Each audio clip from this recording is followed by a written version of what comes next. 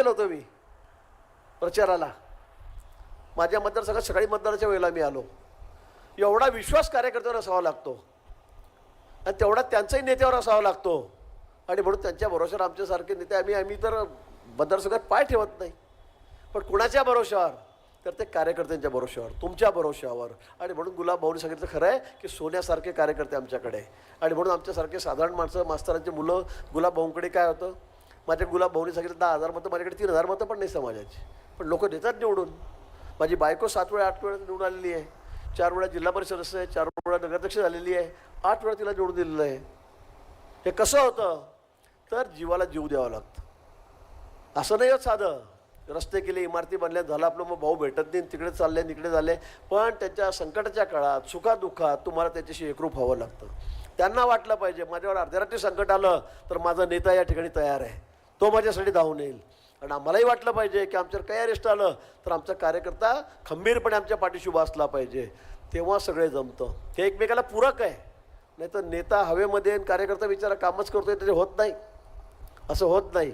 आणि म्हणून मला वाटतं मंगेशदादा या सगळ्या गोष्टीमध्ये खरा उतरलेला आहे. आणि म्हणून मी खरंच म्हणतो त्याच्यासाठी सांगतो की मंगेशदादा म्हणजे मी मंगेशदादामध्ये काय बघतो. दादाने सांगितलं की काही काही ठिकाणी असं असतं की हा पुढे चालला ना ओढ त्याच्या तंगड्या, हा कसा काय पुढे चालला ओढ त्याचे पाय. असं नाही आहे. मी मंगेशदादामध्ये या पक्षाचा, या जिल्ह्यामध्ये उद्याचा नेता बघतोय. आम्ही अजून किती दिवस आहोत? 7 टर्म झाल्या, अजून एक टर्म, एखादी टर्म. आता वय मी सांगत नाही तर गुलाब भाऊ परत टिप्पणी करतील की मी मोठा आहे का लहान आहे म्हणून. पण कुठेतरी आपण थांबलं पाहिजे. आपल्यालाही वाटलं पाहिजे. नाही तर सरनं मसलातवर जाईपर्यंत आपण नाही मीच अरे काय मीच कशासाठी मीच, शेवटपर्यंत उठात नाही, बसत नाही, चालत नाही तरी मीच. अरे बंद करा हे नाही चालणार असं. आणि मग लोकांनाही ते कळायला लागलेलं आहे आणि लोक त्याचे उत्तर देत आहेत मतदान पेट्यातून आपल्याला.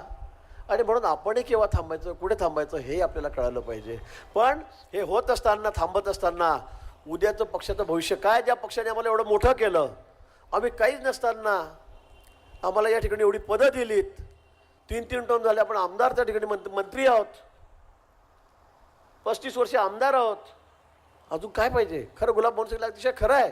पण हे होत असताना उद्याचं पक्षाचं भविष्य काय याचा विचार आपण केला पाहिजे. आपण कोणाच्या हातामध्ये सूत्र देऊन जाणार आहोत, कोणाकडे जबाबदारी सोपवणार जिल्ह्याची, हे आपण याचा विचार केला पाहिजे.